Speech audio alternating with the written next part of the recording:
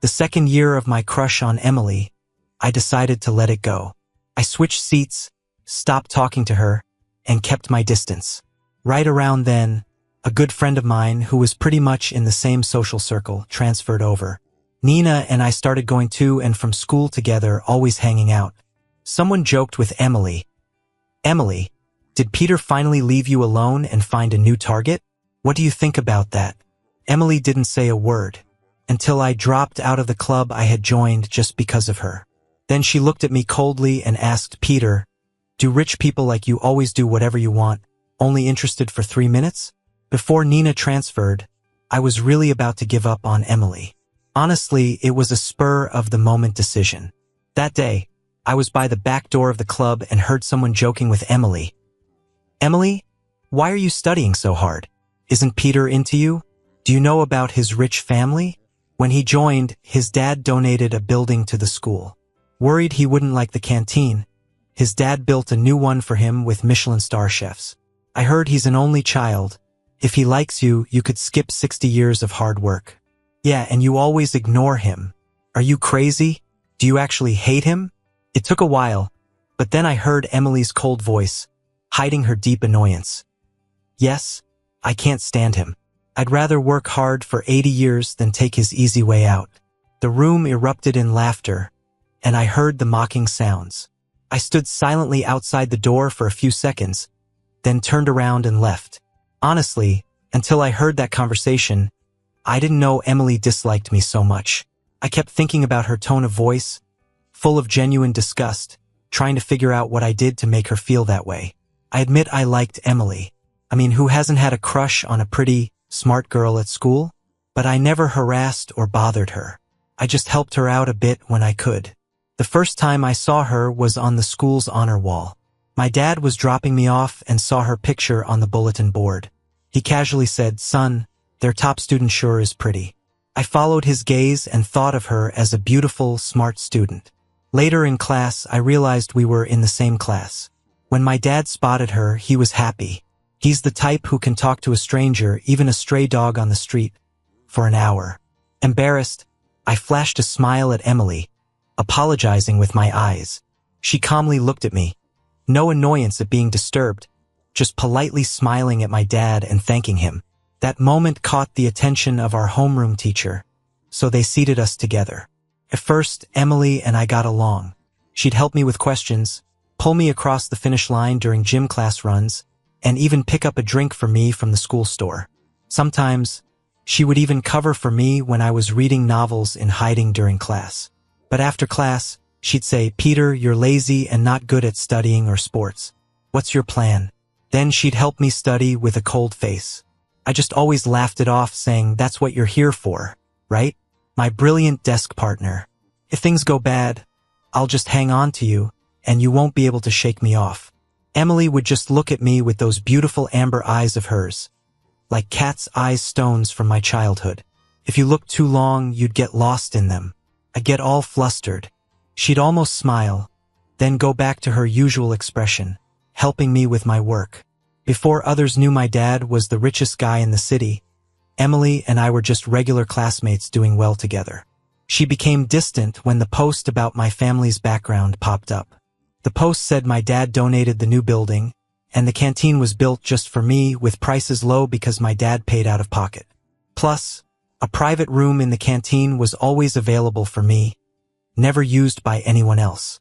Some parts of the post were exaggerated. My dad donated the building because he valued education, having been poor and recognizing the importance of school. The canteen wasn't specifically for me. He just wanted students to have good meals because, in his school days, he survived on nothing but a bun with chili sauce. Dad said it's important to give back when you can, hoping future students don't go through what he did. The post gained traction and classmates kept asking, "Peter, is it true?" It made me really frustrated, so I vented to Emily. She was next to me, calmly reading. Emily is smart. She can multitask. At first, I wouldn't bother her while she read, but she said it was fine, it wasn't that tough, and my idle chatter wouldn't distract her. Later, I made it a point to ask her questions while she was working on her math problems. She could juggle solving complex equations on scratch paper while answering me.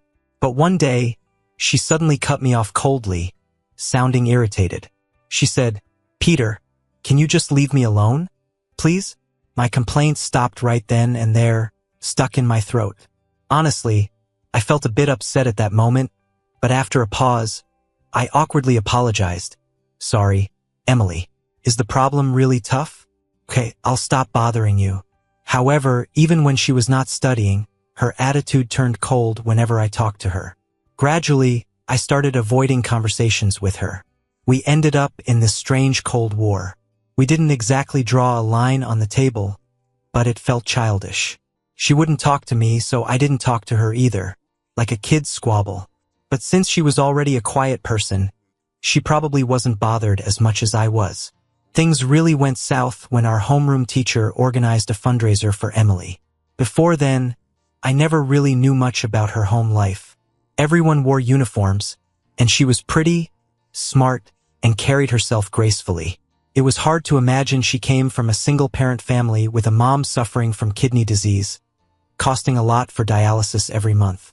The teacher stood at the podium and said, "Despite her tough situation, Emily maintains excellent grades. We've decided to organize a donation drive to support her family. We hope everyone can show unity and love to help her through this hardship." Emily was well liked.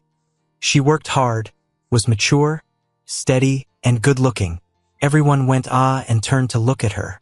I felt uneasy inside, too, and couldn't really worry about our Cold War anymore. I turned to Emily and asked quietly, "Why didn't you ever mention this before?" She kept her head down, reading, lips pressed into a tight line without a word. At that time, I didn't think too much into it. I considered us friends, though maybe that was just me being one-sided. I didn't consider her pride or anything, just wanted to help with her problems. So I turned to my dad. My dad acted fast. He covered all her expenses from high school through college without needing the school's donation. He even had her mom moved to a private hospital at his expense. When Emily and her mom came to our house to thank us on a weekend, I had just gotten home with my dad. They were standing outside under the archway, the sun blazing overhead. As soon as my dad got out of the car, Emily's mom knelt before him. Emily, wearing her white school uniform, helped her mom up. My dad seemed a bit embarrassed and rushed to help her too. Emily's mom held his hand and said, "We can never repay your kindness. Emily is yours to command as you wish." I was a little dumbstruck, standing behind my dad, not knowing what to do. As I glanced at Emily, she looked up at me too, her eyes deep and unreadable, just staring at me. I didn't know why, but in that moment, it felt like something in her was gone. She had always been mature for her age, but there was sometimes still a hint of girlish spirit in her. Now that seemed gone too. Thinking back, I realized perhaps she didn't want me there at all at that moment.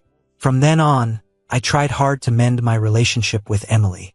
Every morning, I brought her breakfast and bought her water during breaks. I used to do that even before all this when I wasn't Peter, and Emily never minded. But now she wouldn't accept anything from me. Felt like accepting would be like charity. But weren't things like breakfast and water just friendly gestures between friends? It didn't make sense. On her birthday, I even got her a pair of shoes, but she didn't accept them. Then came all kinds of rumors that I had a crush on Emily. I never denied or explained them because I really wasn't being straightforward with her. And I thought Emily probably liked me too. I mean, she used to indulge and care for me in ways she didn't with anyone else. Until I overheard her talking outside the rock climbing club saying, "Yes, I can't stand him." All right then. Even though I wanted to patch things up, I wasn't going to force myself on someone who didn't want it. If she disliked me, so be it. I had to move on. By the time Emily returned, I was calmly seated at my desk.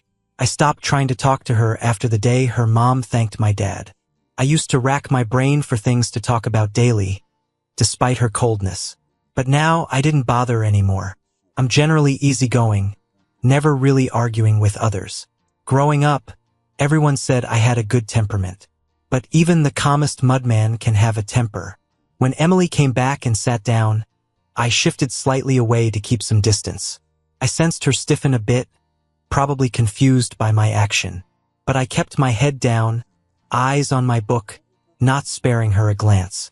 During math class, I was zoned out. The teacher called me to answer a problem. I looked at the board, hesitant, and Emily slid her notebook over to me, placing it right under my nose. Our little antics were completely visible from the teacher's podium, but the teacher didn't say anything. Emily wrote every step so clearly, like she was scared I'd not understand it. I paused for a moment and then looked up at the math teacher. Sorry, teacher, I didn't get it. The math teacher seemed a bit taken aback, then said, okay, I'll explain again. Those who didn't get it, pay attention and don't daydream. Learning is for yourself, Peter. You can sit down first. As I sat down, I noticed Emily's hand gripping her pen froze. She seemed to have used quite a bit of force because her knuckles holding the pen turned white. After a while, she silently took back the notebook laying in front of me. I didn't say anything to her. That continued until class was over. Actually, I felt a bit sad. Even though I made up my mind, Emily was still sitting next to me. She was hard to ignore, being right there. I thought maybe after some time, I could talk to the teacher about changing seats. Not sitting next to Emily anymore. Just need to find a good reason. Can't make it too obvious. I was absent-mindedly thinking when someone tapped on the window next to me, saying someone was looking for me. Two girls who tapped the window were making faces at me and laughed, saying, Peter, it's a real beauty. You better come out. I was puzzled. Then I went out and saw the real beauty standing in the hallway outside the classroom. She was tall, leaning against the wall, not wearing a school uniform, just a white dress. She had soft features and a calm aura, ignoring all the curious glances in the hallway. She glanced over and offered a small smile, softly calling my name, Peter. I was shocked and excited, taking 2 steps to reach her. Nenah, when did you get back? She looked down, smiling warmly. Just a week ago. I came back to handle stuff here first. Just finished transferring schools today, so now I'm your upperclassman and came to say hi. I was really excited. Transfer? Did Uncle and Auntie come back too? She laughed, seeing my excitement. Yeah, this time for good, no more going abroad. I looked at her, smiling with joy. Nenah used to live next door to me when I was little. Back when my dad was busy starting his business, he'd always leave me with the next door aunt. Sometimes when she went out, it was Nenah looking after me. Even though we were about the same age, there's still this album at home. It shows me in a crib with her standing there, holding a milk bottle, feeding me. Later, she'd take me to climb trees, tell stories, take me out to play just like a real big sister. Our families were always close neighbors until 5 years ago when her dad got promoted and had to move abroad for his job as a diplomat. I cried for days. When she left, I held onto her sleeve at the airport, my dad said, almost making her miss her flight. We kept in touch, but not as much in recent years. I never thought she'd suddenly come back. Probably because her dad got promoted again. I talked to your dad a month ago, she said. I didn't let him tell you, wanted to surprise you by standing here. She smiled, patting my shoulder. All right, back to class. I have more paperwork to handle. I'll pick you up after school. I agreed, reluctantly heading back when the bell rang. Back at my seat, I couldn't wipe the smile off my face. When I looked at my desk, I caught Emily's glance through the window. Her gaze was icy, colder than ever before, like our cold wars from the past. She just stared at me smiling, not moving even when I reached the desk. My seat was inside, and she wasn't moving. So I said, Emily, can you let me in? She acted like she didn't hear me, didn't move. She'd never been like this, and I had no idea what made her upset or what I did wrong. The class was about to start. The teacher was coming, and I was a bit anxious, so I said again, Emily. She suddenly laughed, softly, with a hint of mockery. Finally willing to talk to me? She leaned forward a bit, letting me pass to my seat before the teacher came. She was acting out of character. I looked at her, but she had returned to normal. I wanted to ask what was up, but swallowed my question. Forget it, it's not my business anyway. Nenah being back as my senior felt like 5 years ago again. She'd wait for me at my door every morning, and wait outside my classroom after class to walk me home.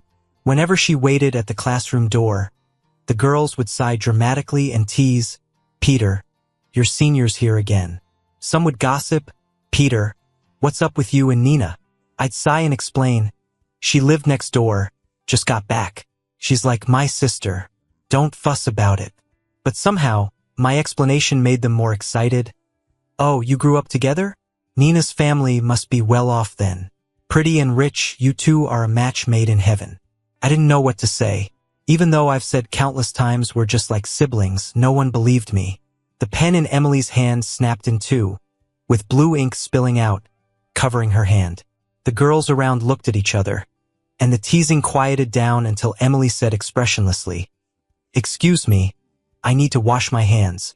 When she came back after washing her hands, my classmates who had been joking around me had already left. Emily looked at me and said with a blank expression, "Can you guys gossip somewhere else next time? It's really noisy." Whether I meant it or not, disturbing others isn't great, so I lowered my head and apologized. "Sorry about that." Emily stared at me for a moment, a bit unsettled. Her cold expression softened slightly.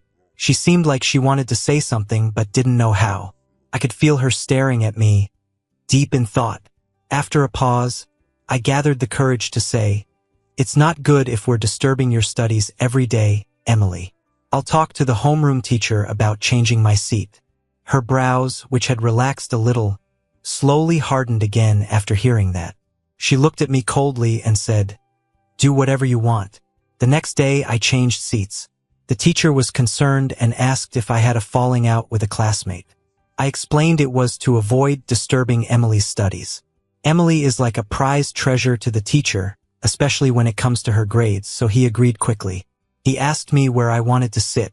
Emily sat by the window on the left side. Since she likes the sunlight and breeze, I chose the far right side by the classroom aisle. East and west, 6 rows apart, that should make Emily happy. Nobody ever filled the seat next to Emily. The teacher asked if she wanted a seatmate, but she coldly refused, saying she preferred sitting alone. Meanwhile, my new seatmate was a chatty kid who loved gossip. Compared to him, I was pretty quiet. He shared his cakes and chocolates stashed under his desk, which was much better than dealing with Emily's cold demeanor. Even sitting far from Emily, I couldn't help but feel restless, like there was a big empty part inside me. Only when the teacher asked her to solve a problem on the board could I openly stare at her silhouette, lost in thought. We fell into this familiar stranger routine. I even quit the club I joined because of her. I was never into rock climbing. I only joined to be near her. The day I quit, Emily looked at me with open mockery. The others stayed silent, watching. She asked me, "Peter, do you always bounce from one thing to another, never sticking with anything for more than a moment?" Before I could say anything, she handed me the withdrawal form and coldly said, "Sign it and give it back to me." I took it silently.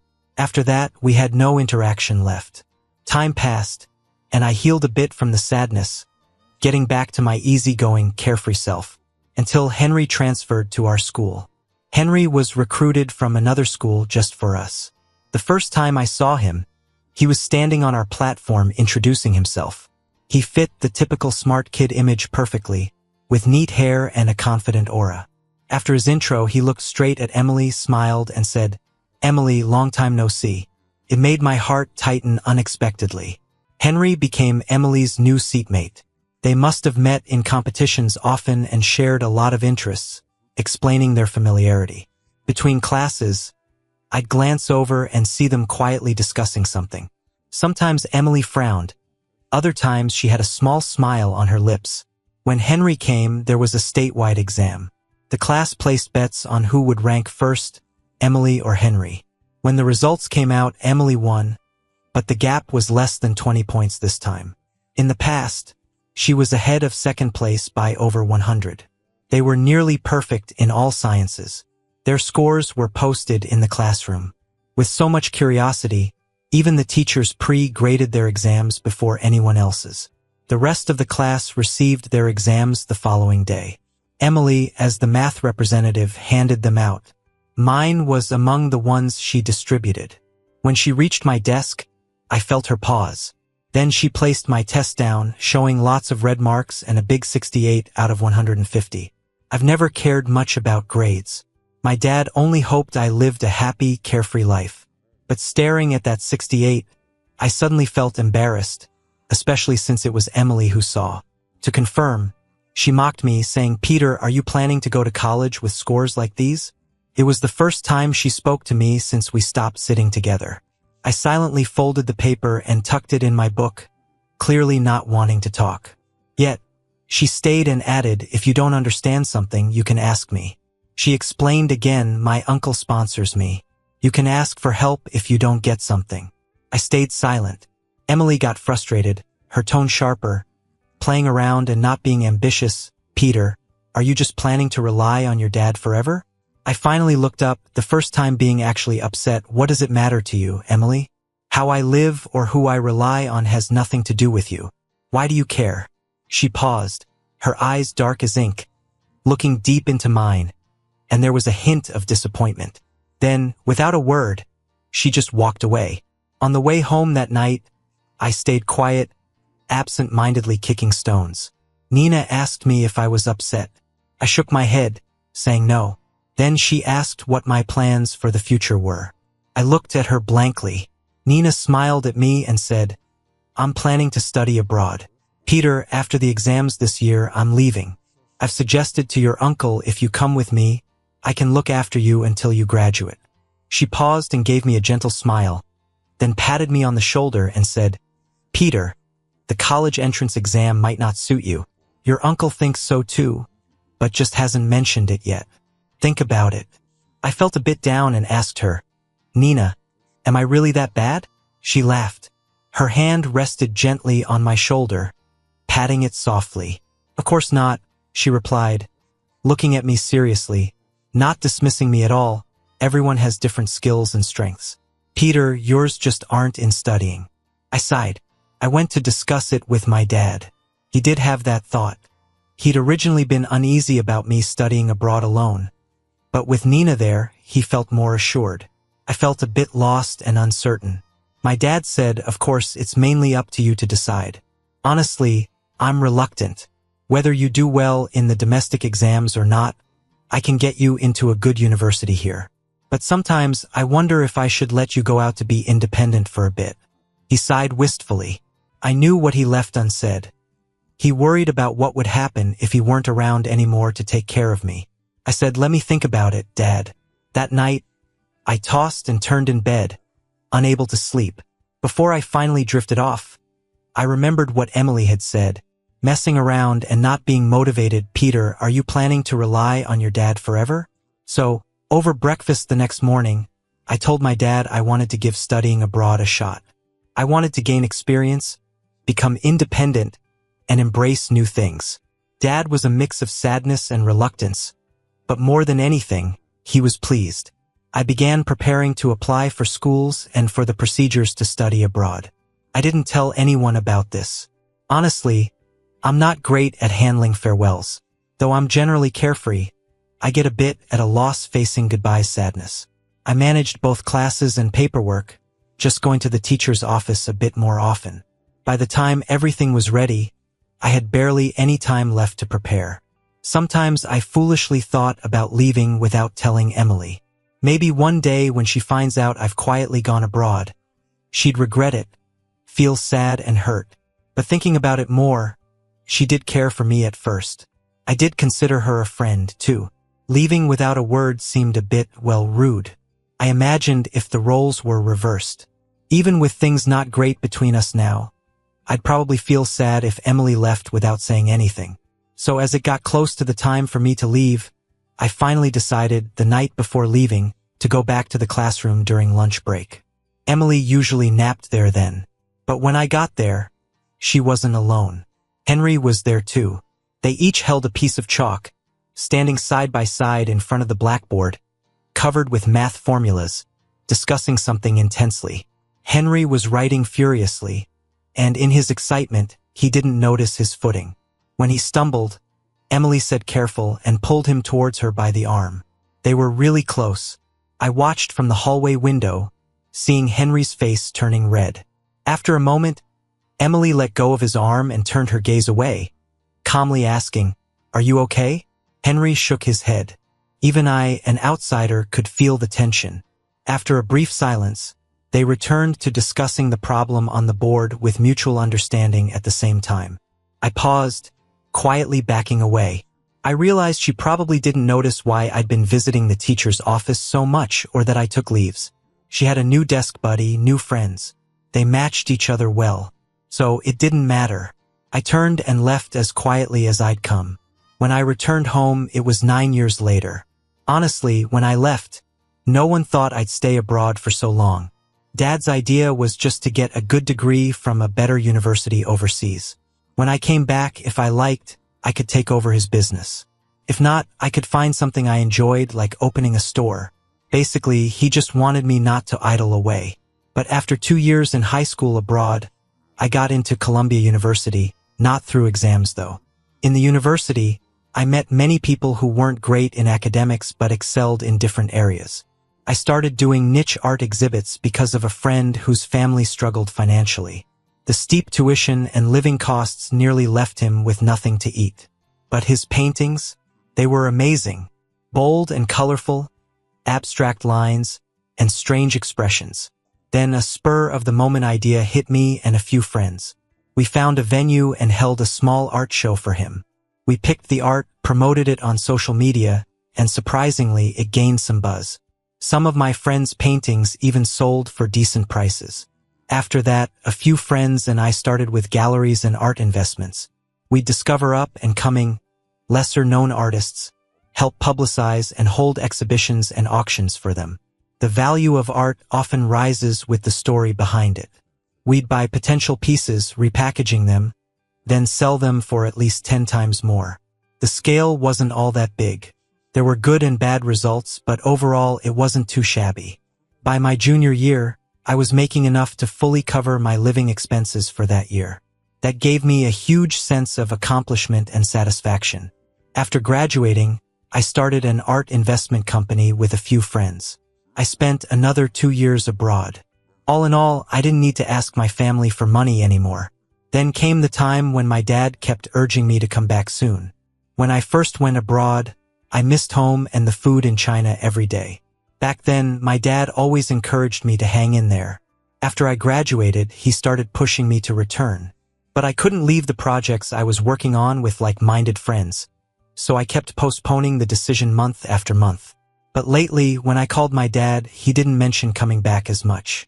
Until I received a call from back home. My dad was in the hospital. That's when I found out a lot of things I hadn't known before. Like, our family's business had been struggling for the past couple of years. The rise of live streaming hit the real economy hard, and with real estate declining, my dad had been bearing the pressure without telling me. He fell sick while at the bank for asset collateral to manage cash flow. Probably too much stress or fatigue without proper rest. He fainted when he got out of the car at home. By the time I rushed back to China overnight, my dad was at home on an 4 drip. The family doctor was packing his medical kit nearby, and my dad was half lying on the bed. He looked okay, just a bit pale and thinner. Seeing him made my eyes well up, and I called out, "Dad." My dad smiled and said, "I told you it's nothing serious, just low blood sugar or maybe heat stroke." Later, after grilling the doctor and confirming it wasn't anything major, I finally felt relieved. Dad needed to rest, but his contracts and business dealings couldn't stop. Many things required his presence, so I had to step in for him. Of course, I wasn't making decisions or anything. I was just his representative to push forward the collaborations he'd already agreed upon, with his assistant guiding me. I dropped my bags and jumped right into a ton of contracts, documents, and data without even adjusting to the time difference. By the 3rd day, I was feeling a bit overwhelmed. That's when I realized how tough my dad's life was. The glamorous facade belies the hardships that only he knew. Sometimes, while sitting by his bedside as he ate, he'd sigh and look at me, saying, "Once I'm a bit better, I'll deal with some of the businesses, either sell or hand them over. If we wait until we're out of options, it may be too late." I'd stay quiet. Some of my dad's friends in the real estate business were already in decline. One uncle went bankrupt a couple of years ago. Our family is relatively better off because my dad liked diversifying investments. But our foundation was built on real estate, and now that's crumbling. If we don't cut off this decaying part, all our assets might go down with it. I understood my dad's intentions. He wanted to act while there was still time, to leave me with some money instead of a fiasco. I was deep in thought about it, until the housekeeper came in and told my dad that a student he had sponsored heard about his illness and came to visit. When I first went abroad, young and naive, I fantasized about running into Emily after returning home. Every scenario played out with me coming back on top, and Emily standing there a bit nervous, asking me, "Peter, why? Why didn't you tell me you were leaving?" I'd always smile while thinking about it and then feel a bit wistful because I knew Emily would never actually ask that. Occasionally, my dad would bring up Emily, asking if I remembered my old desk mate. He said Emily was a top science student in her province and came with her mom to thank him. Emily wasn't big on interviews, but she gave one to promote my dad's sponsorship story that year. Dad also mentioned that Emily had asked about me, but my dad respected my privacy and didn't give her my contact info. Later, Emily gave her number to my dad for him to pass to me, saying I could reach out if needed. But that was 3 years ago, and my feelings for Emily had faded. Plus, I was busy abroad discovering niche artists with my friends, completely engrossed. Eventually, I forgot about it. I never contacted Emily, and my dad didn't give her my number either. Naturally, I hadn't thought about her since. Only when friends abroad asked if I'd ever had a crush did I vaguely remember her. After all, it had been 9 years. It's not really her that I recall, but the feelings of young, naive puppy love, sweet, sour, and a little bitter. So when I saw Emily again, I felt only a bit surprised, nothing more.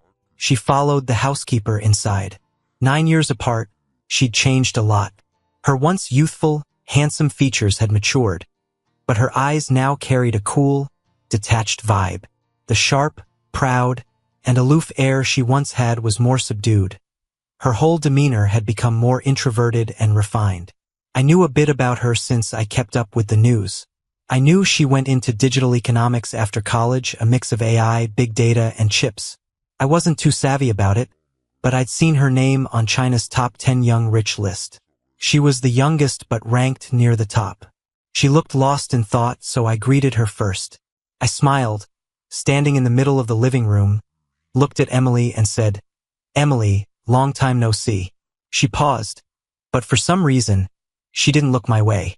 She stood there stiffly, as if paralyzed, and only after a while did she finally glance over. I caught sight of her amber eyes again, deep like a bottomless pool. I smiled again, politely saying, "Emily, you're here to see my dad?" "Thank you. Have you eaten?" It was just small talk, but for some reason, she stared at me with those bottomless eyes. After a bit, she just shook her head. I paused for a second, then asked someone to prepare a simple meal. Later, after Emily visited my dad, I kept her company at dinner. She was our guest, so I couldn't just leave her hanging. She ate slow, savoring each bite, chatting like we were old friends. "When did you get back?" she asked, super casual. Felt strangely nostalgic. It was like 9 years ago when she'd see me sneak back to my seat after gym class and place the water she'd brought me on my desk. "When did you sneak back?" she'd ask. I chuckled and told her, "Not too long ago." She just said, "Oh," and went back to her noodles. She took a bite, then casually said, "I just spoke with your uncle. I'm planning to move part of the business to City A, set up a new company there, aiming to hire about 2,000 people. Your uncle's got a piece of land on the west side that seems perfect for it. You're buying that land?" I was a bit surprised. My dad bought it years ago, cheap, thinking it had potential. But since the government hadn't developed the area, it was sort of a wasted investment. Emily just nodded. I didn't know what to say. Clearly, buying that land was her way of repaying a favor. I didn't argue, though. I knew she could make that area valuable given her influence now. So I thanked her. She nodded again. I noticed how she picked up a couple more noodles. She used to love noodles back then. Maybe things changed now that she's got higher status and all, and doesn't like noodles anymore? Watching her eat slowly, I checked my watch. I wasn't rushing her, but I had a contract to sign later. Emily noticed right away. Just a tiny gesture, but she caught it. "Got something later?" she asked. "Yeah," I said. "Some imported crude oil. My dad arranged this contract, and they want me to go over it this afternoon. She frowned for a second and advised, crude oil? Make sure the contract clearly states the settlement is based on the weight certificate from the Discharging Ports Inspection Service. Seeing I didn't quite get it, she explained crude oil has a high risk of water content. If they trick you into accepting oil that's over the limit, it could explode. Without that clause, you'd bear all the loss. Plus, someone might try to mess around or pocket some money. It hit me then how much Emily knew. Emily, you know so much, I said, genuinely amazed. She paused, then laughed. It was a bright, refreshing laugh. I knew why too. Back when we shared a desk, no matter if it was physics or history, she'd help me understand bit by bit. I'd always look at her with admiration and say, Emily, you know so much. I laughed too. Felt like there was no distance anymore. Like we'd gone back to those days before anything came between us. Now only those good memories remained. Emily finished her noodles quickly, then stood up. All right, you get busy. I'll talk to you later about that land, and chat with your uncle too. She ate slowly but left promptly. I checked my watch and headed out. Later, reviewing the contract, my dad's assistant confirmed everything. I remembered Emily's advice and couldn't help but smile, so I asked, hold on. Does the contract state payment is based on the weight certificate from the Discharging Ports Inspection? The team looked puzzled. I smiled but was firm. If it doesn't, we won't accept the contract. Afterwards, the assistant kept apologizing, grateful I caught it. He explained he'd just been too swamped to notice something so crucial. Kept it polite, it's all right. My dad's recovering, so you're busy with everything. Make sure you rest when you're back. He wiped his sweaty forehead. That evening, I mentioned it to my dad. He didn't say much at first, but then sighed. He's been with me 12 years now. I was quiet. Then, shifting tone, my dad looked at me appreciatively. Peter, you've really grown up. I remember you as a little kid asking for Emily. Now you handle things so well and read people too. He smiled and asked, Emily's a great girl. What's going on between you two? His first words made me feel proud of my maturity, but his follow-up caught me off guard. Emily? What about her? I replied, puzzled. He shook his head, laughing. You young folks, can't quite figure you out. Then he seemed ready to rest, so I left. Standing in the hallway, I looked at the winding staircase. That feeling of uncertainty came over me. I started seeing Emily more often. After my dad improved, he didn't work at the office much, just from home. And since Emily knew us well, she often visited to see him. My dad seemed to want me involved, so I'd sit in on their business discussions. I mostly listened, not talking much. One day at dinner, my dad suddenly said with a smile, Emily, I've seen the news.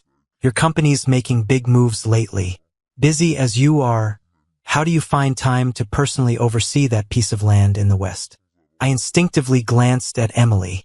Sure, she's a CEO of a company. Spending every day dealing with a land contract is really overqualified for that.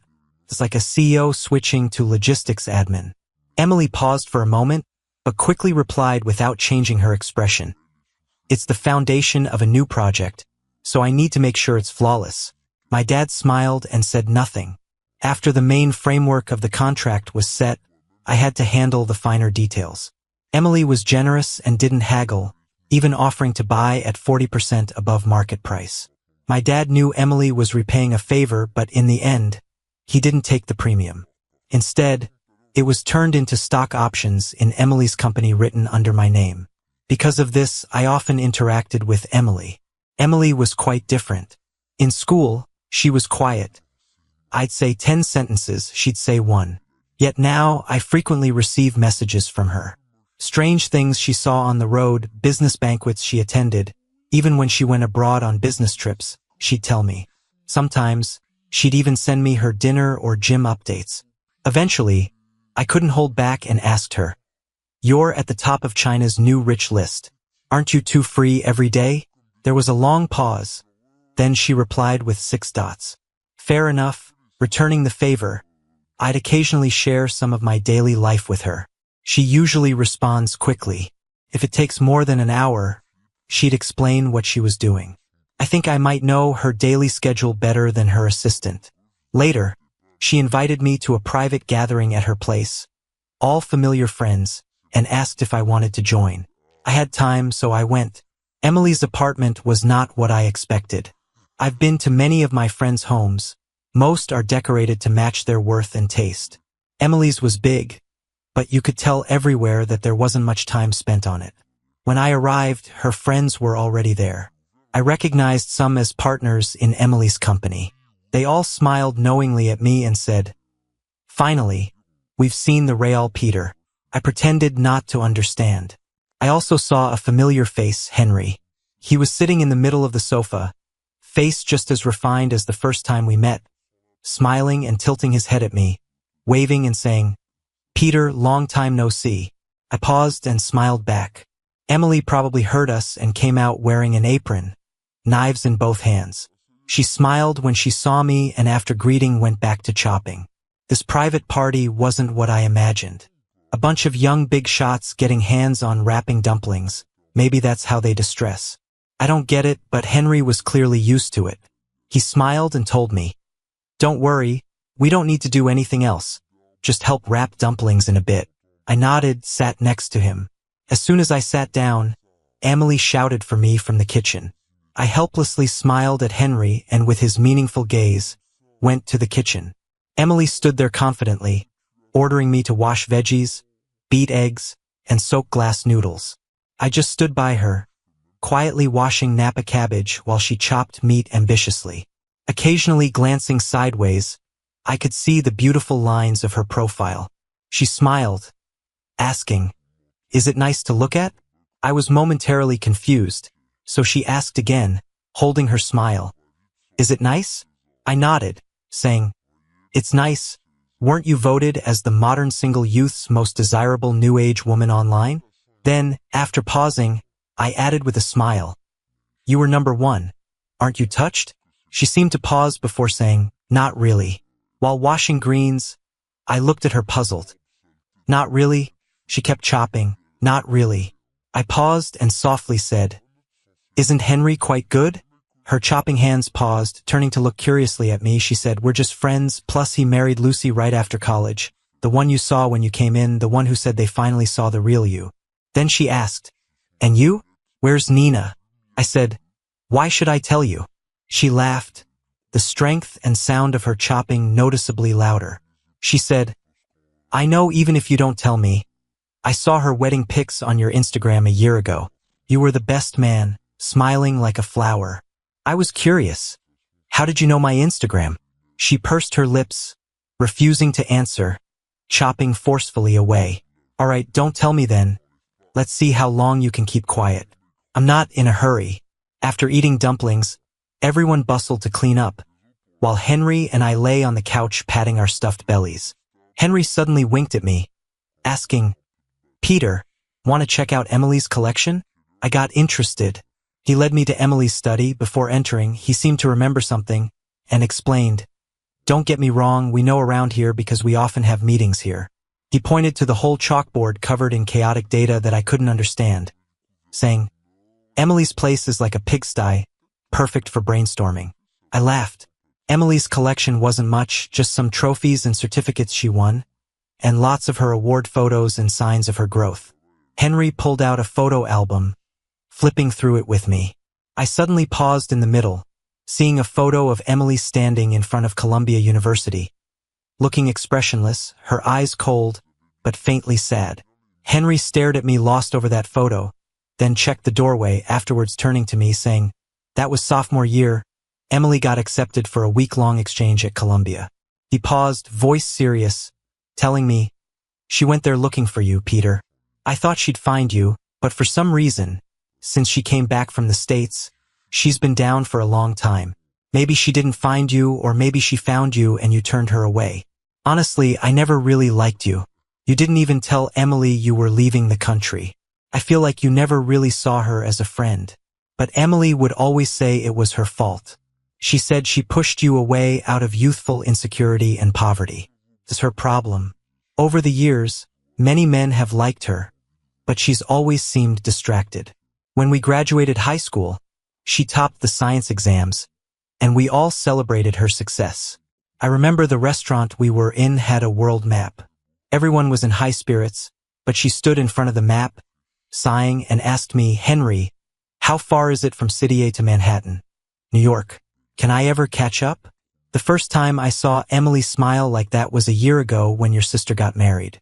She said she'd misunderstood. She said maybe her chance had finally come. If it weren't for her business commitments here, she probably would have gone to find you right away. When she started her own business, she worked tirelessly. We all wondered why.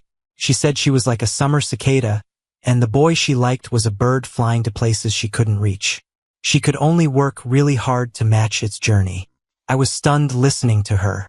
Then Henry looked me up and down, smiled, and asked, "What about you, Peter? How do you see Emily? Do you really think she's that cicada?"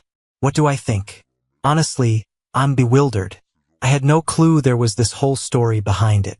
Like how she had the guts to hand my dad that phone number, or how she quietly followed my Instagram, or that she flew to Manhattan to Columbia University, looking for me, all of which I didn't know a thing about. Back then, Nenah was always looking out for me. I guess when Emily mustered up the courage to find me, she misunderstood seeing Nenah around.